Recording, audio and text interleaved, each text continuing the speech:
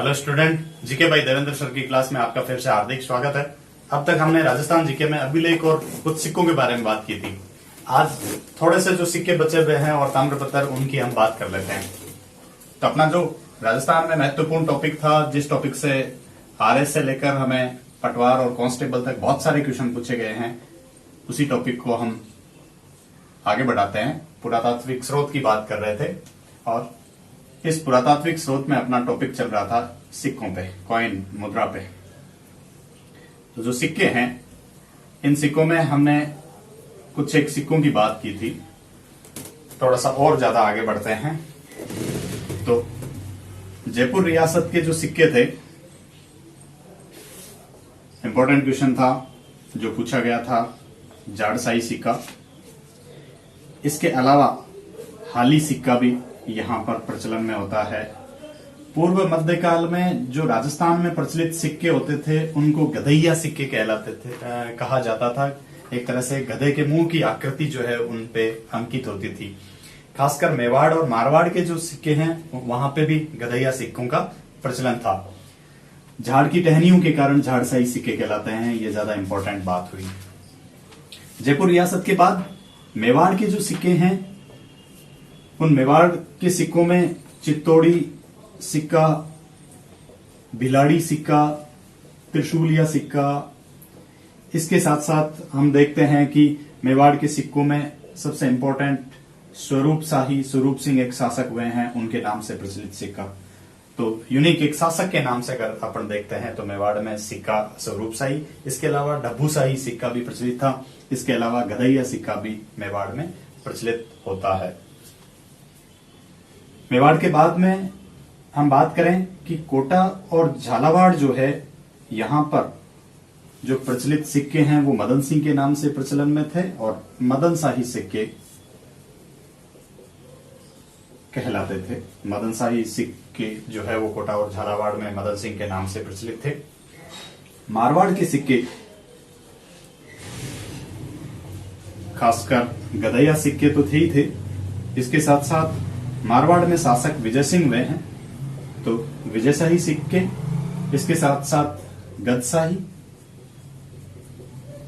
भीमशाही, इन सिक्कों का प्रचलन मारवाड़ में था। भीम सिंह, गद सिंह और विजय सिंह मारवाड़ के शासक हुए। जोधपुर के रियासत के महत्वपूर्ण शासकों की बात करें तो उस क्रम में नाम आता है। गधैया सिक्का यहाँ पे भी प्रचलित था। तो पूर्व मध्यकाल के मुख्य सिक्कों में हम गधैया सिक्का कह सकते हैं। अगला, जब हम बात करते हैं बीकानेर रियासत की, तो बीकानेर रियासत में मुख्य रूप से जो सिक्का प्रचलन में था वो गदशाही सिक्का कहलाता था। जैसलमेर रियासत का जो सिक्का है वो शासक अखे सिंह के नाम से था, अखेशाही सिक्का।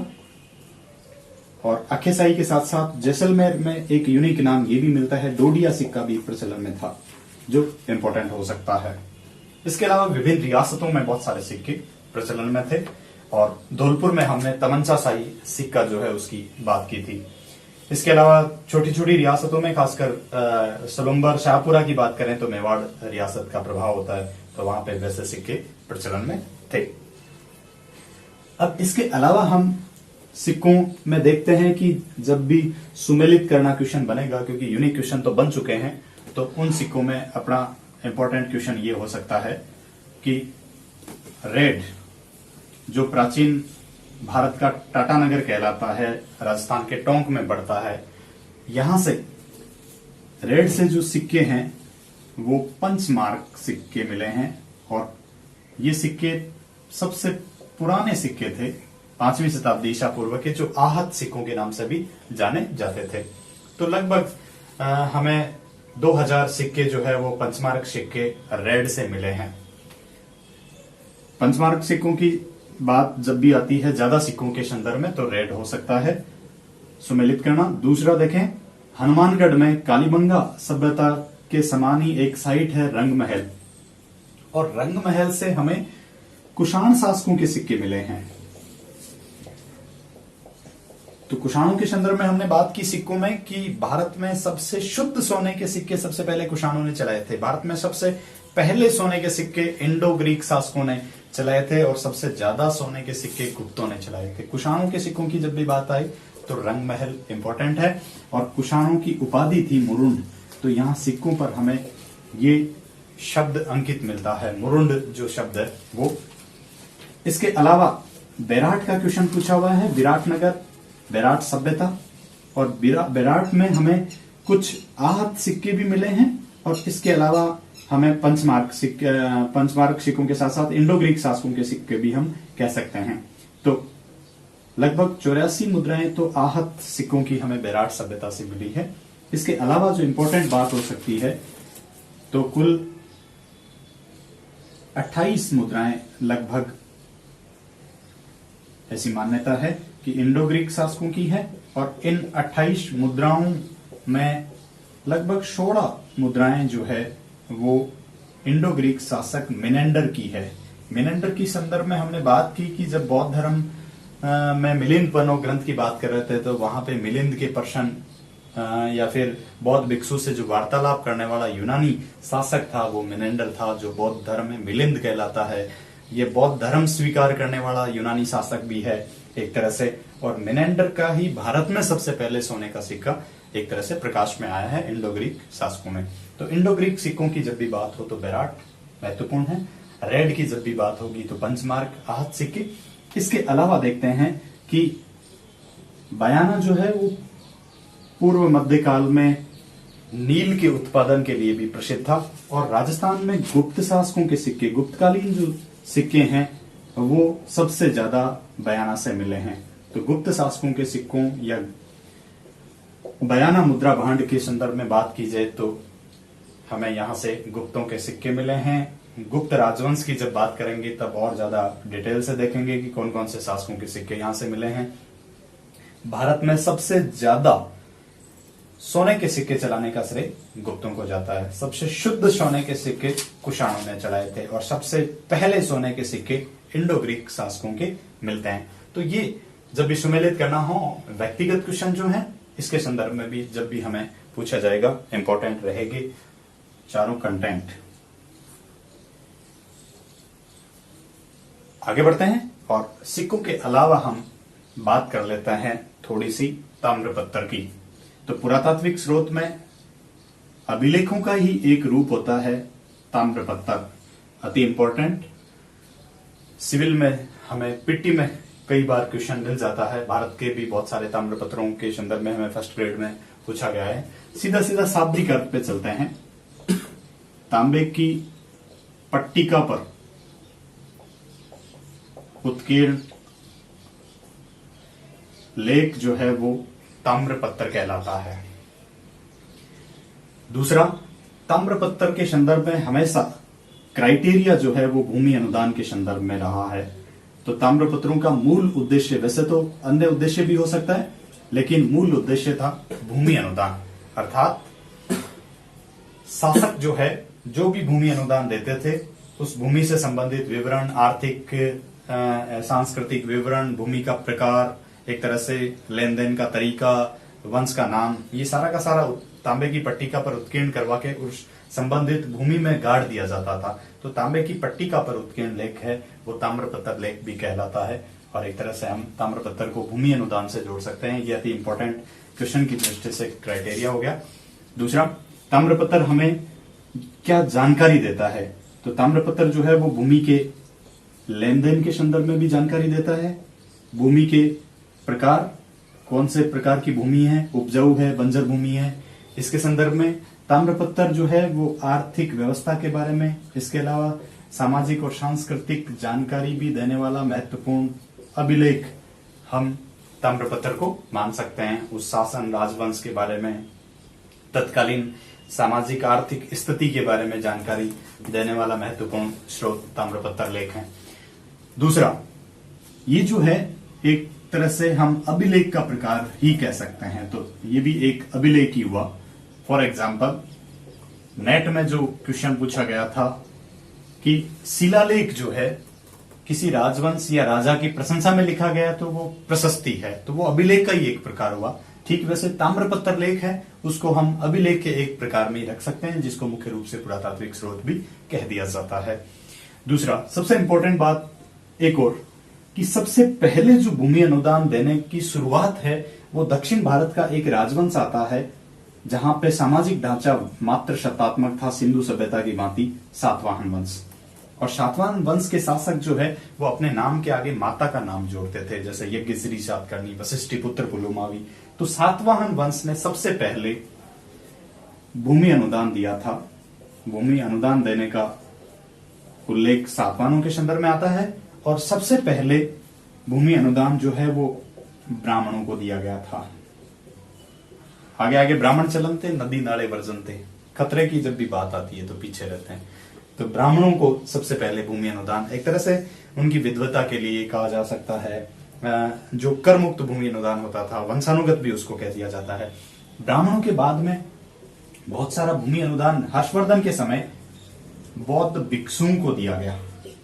और उसके बाद हम देखते हैं कि मध्यकाल तक तो आते आते सैन्य अधिकारी, प्रशासनिक वर्ग जो है उसको भी, मंदिरों को भी, शिक्षा के केंद्रों को भी भूमि अनुदान दिया जाने लगा। जैसे चोल काल में मठों को दी जाने वाली भूमि जो है वो एक तरह से मठपुर कहलाती थी, देवालयों के लिए देवभोग कहलाती थी, जिसका आगे हम जिक्र करेंगे।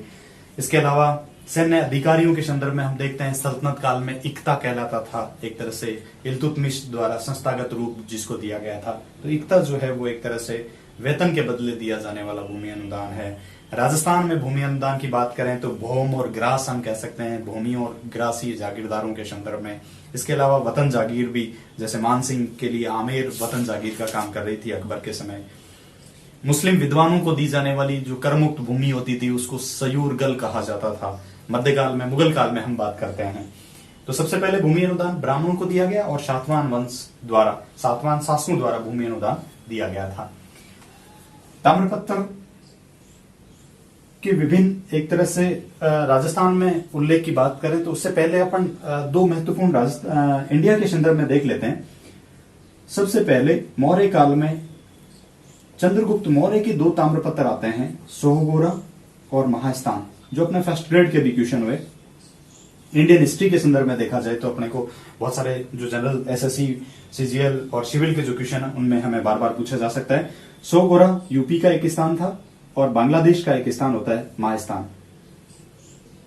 ये दोनों जो ताम्रपत्र हैं वो अकाल के समय किए जाने वाले प्रबंधन, पशुओं के लिए चारे की व्यवस्था, एक तरह से अनाज की व्यवस्था मनुष्यों के लिए, उसकी जानकारी देते हैं दोनों ताम्रपत्र। और दोनों मौर्य काल के हैं और दोनों ही चंद्रगुप्त मौर्य के। तो चंद्रगुप्त मौर्य के संदर्भ में जानकारी देने वाले प्रारंभिक जो एक तरह से अभिलेख हम कह सकते हैं तो वो ताम्रपत्र ही हैं। इनको अभिलेख भी कह दिया जाता है कई बार। सोहगोरा और महास्थान बार बार पूछे जाने वाला एक तरह से क्वेश्चन हुआ। गुप्त काल में हम देखते हैं कि पुनः ताम्रपत्र आता है प्रभावती गुप्ता का, जो चंद्रगुप्त विक्रमादित्य की पुत्री होती है और गुप्तों का एक तरह से गोत्र बताती है। धारण गोत्र का एक तरह से गुप्तों को बताया गया है इसमें पुनः ताम्रपत्र में। इसके अलावा हमें राष्ट्रकूट शासक अमोघ वर्ष का एक संजन ताम्रपत्र है जो जानकारी देता है कि एक तरह से राष्ट्रकूट शासक ने हिरण्य गर्भ दान यज्ञ का आयोजन करवाया था उज्जैन में और उसमें प्रतिहारों को द्वारपाल रखा था। तो संजन ताम्रपत्र हमें अमोघ वर्ष और प्रतिहारों के बारे में जानकारी देता है। पुनः ताम्रपत्र गुप्त शासकों की जाति के बारे में, गोत्र के बारे में जानकारी देता है। दो महत्वपूर्ण प्रारंभिक ताम्रपत्रों में हम देखते हैं भारत के संदर्भ में तो सोहगोरा और महास्थान दोनों चंद्रगुप्त मौर्य के हैं। ये हमें अकाल के समय किए जाने वाले प्रबंध की जानकारी देते हैं। कुछ राजस्थान के ताम्रपत्र हैं, उनकी हम बात कर लेते हैं।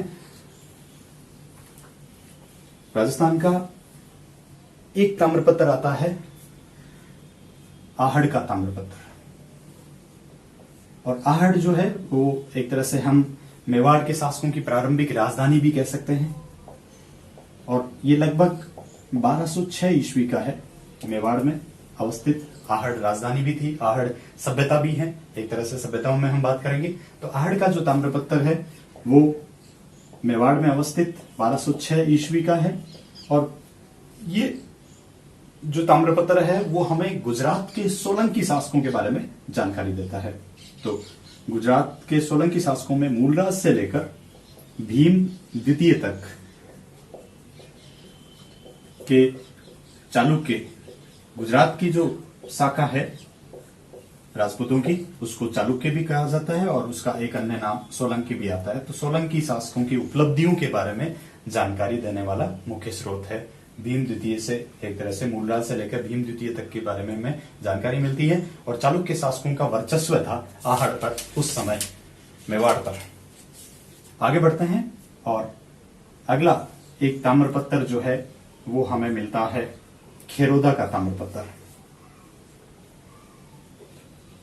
अति महत्वपूर्ण है और जब भी बात पेपर में मेवाड़ राजवंश के संदर्भ में होती है तो हमेशा क्राइटेरिया सांगा, कुंभा, प्रताप के संदर्भ में रहता है। तो कुंभा के बारे में हमें बहुत महत्वपूर्ण जानकारी देने वाला ताम्रपत्र है। खेरोदा ताम्रपत्र लगभग 1437 ईस्वी का है और इसमें हमें महाराणा कुंभा द्वारा किए जाने वाले प्रायश्चित,